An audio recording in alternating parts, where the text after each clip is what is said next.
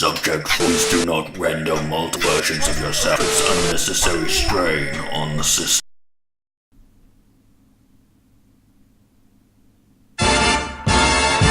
Hello and welcome to the Gryith Show, where I see how humanity is ruining the media landscape this week and why I'm glad I'm just a spectre that only exists in digital space. Our first segment, once again, is the news. Some new trailers for various movies came out, including one for the new Halloween film. Halloween... probably 1000 at this point. It looked okay, but I'm not sure if it will last for 2 hours. I'm not sure how the story of that would be able to be dragged out for 2 whole hours. The conversation's been brought back up about the Battlefield 5 trailer and how the treatment of the game has been done. Of course, telling people not to pre-order the game is just a terrible move. But personally, I don't think that the female characters are being forced into the game. From some of the trailers, it even looks like the female character will have a backstory behind why she's there in the battle that would make her a unique character, and if they pull that off, it could be interesting. At least it has a story mode, as opposed to Call of Duty, which at this point is trying to be Overwatch and Fortnite and everything at the same time. Nintendo scheduled a direct, then had to reschedule it due to an earthquake, and then they did it. I have a separate video about it that I'll put a card up to at the top of the screen. Apple had an event that they literally called the Apple event. They unveiled a phone which, I kid you not, is literally called the XS.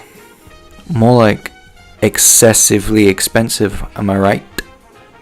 But I don't see why they've done this. Instead of trying to fix the problems that the original iPhone X had, like the slow facial recognition, some of the haptic stuff going awry, instead of trying to fix that, they've just given it a better screen and a different camera and stuffed it full of AI, taking a page out of Google's book there. I don't see, it's shocking. Just Apple in the past few years is shocking. They also unveiled the new Apple Watch, which I genuinely could not tell any major differences between a Series 3 and a Series 4 at all, besides some slight aesthetic changes. Now you can put your finger on the button and it will take your heart rate automatically. That's not really much. It's not enough to justify a whole new device, in my humble opinion. But the thing that interested me most about the Apple event is that they had Todd Howard there from Bethesda Game Studios talking about Elder Scrolls Blades. Now at E3 he did mention, you should see this thing running on an iPhone 10. And now we've seen it and it looks great. I'd prefer it. Oh, we also saw 2 new enemies, a Lich and a dragon. We didn't see any combat with the dragon, but Dragon. There's no way to know what Blaze is going to be like until it comes out. I have high hopes though. I was hoping they'd pull a Nintendo and just release it right there and there, just because it was rumored to release on the 7th of September, but it didn't. And I was hoping they'd just go, guess what guys, it's available right now. Even if they just said it's available right now for iPhone, that would have been fine. But he says fall, but fall could be any time between now and Christmas, so who knows. And that's it for the news. Watch my other video on the Nintendo Direct to see stuff about that. Other than that, I'll be back with more news next week. Our next segment is What About, where I review a thing, a piece of media that was released or that I experienced for the first time in the last week. This week, it's Marvel's Spider-Man. My personal winner for most boring box for a game this year. It's really boring, but luckily they make up for it in the game because, well, I'm gonna get into it, but first I'll just tell you a little bit about the game. This is a PlayStation 4 exclusive game developed by Insomniac Games, where you play as a man who can do whatever a spider can. Can he swing from a web? Yes he can. because he's Spider-Man. I'd say the highlight of this game is its story mode, is the story missions. They're just so polished. Every cutscene, everything about these story missions is just so polished. Fantastic acting, fantastically animated, fantastically modeled and textured. If you go into photo mode, this game has a fantastic photo mode, by the way. During any of the scripted sequences or cutscenes, you can move around and you can go up to people's faces and you can see the individual pores rendered right there. Not in game, I imagine they bump up what's rendered for the photo mode, but still, it's just so detailed. It really pushes the PS4 and what you can do visually with the game really far, not just in graphically, but also in the combat, some of the animations. For instance, if you are stood next to something about, chest height, and you kick someone against it, they won't just sort of they'll sort of slump onto it and push themselves up off it.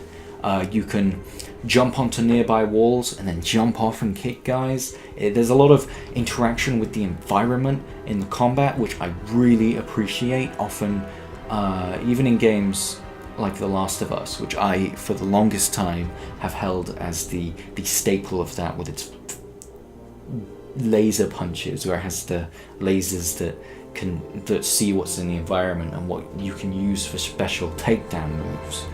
And other things, like the fact Joel would put his hand against the wall.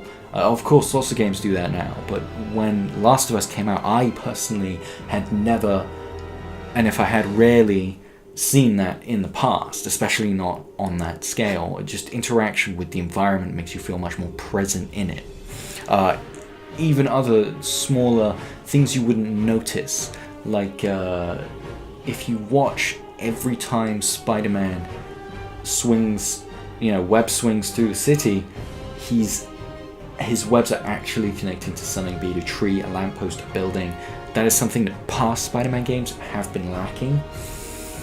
So I'm glad they did it in this one. Enough gushing about that. The story itself, very emotional. Well, I say that, the characters very easy to latch onto. It's very interesting, very compelling. Even Mary Jane, who consistently I found annoying, even in comics, is great. I really found her compelling to sort of watch. And a lot of people have complained about the missions where you take control of Mary Jane or Miles Morales, but I actually really like them. I think it helped create a sense of exactly how much more powerful than the average person Spider-Man is, seeing the same villains he's fighting, but from a powerless perspective. Everything seems a lot bigger, because as Spider-Man, you see things from very far away as the camera, but as Mary Jane and Miles Morales, everything's really close, everything feels a lot more tense. You get a sense for the danger that the average person's in.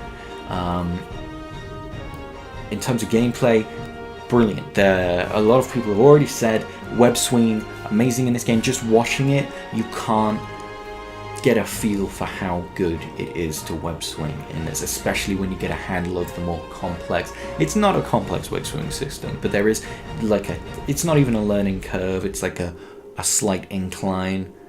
Just some, being able to jump off small things, jump points or launch points, I think they call them. Little things like that. It's very satisfying. And the combat too.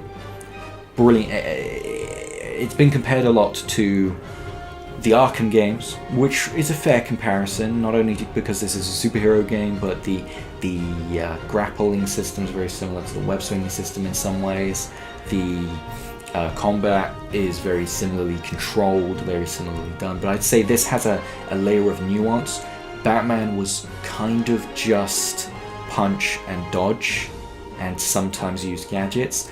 This one, I'd say, because they add things like air combat and the webs allow you to pull enemies around and to pull the environment around, and there's a lot more opportunities to use the gadgets in this game. I'd say it has a little more nuance than the Arkham combat, to me personally. That's how I felt. I would give this game probably a gold star, because it is that good. It is just good. It's just good. Both the major PS4 exclusive releases, God of War and Spider-Man, are hefty contenders for my game of the year, genuinely. So that's Spider-Man. Gold star. Next segment. They want to believe. Melting pot. That was a lot more concise than my rant last week on Flat Earthers. Next segment. Finally, it's time to look at our Cryptid of the Week.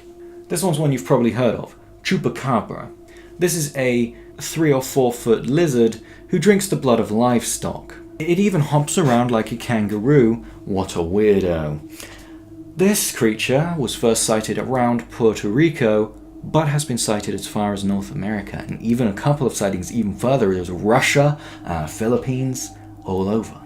The creature supposedly only comes out at night and can be responsible for the deaths of entire herds and fields and farms of livestock, killing them and then drinking their blood. So next time you're near or at a farm and hear a commotion at night, you should probably go check it out, because these things sound like more of a pest than an actual scary monster. Take a gun, though. Thank you for watching episode 2. It's still going to take a couple weeks for me to get into the swing of this, but if you liked this, if you want to support me, please subscribe, like the video, and comment telling me what you think I could do to make this better in some way. You can also follow me on Twitter and on Twitch, where I play games, and it's fun. And if you really like what I make on this channel, please consider donating to my Patreon. I may not be a physical entity anymore, but I still need to buy things like this Spider-Man game. Consider it. See you next week.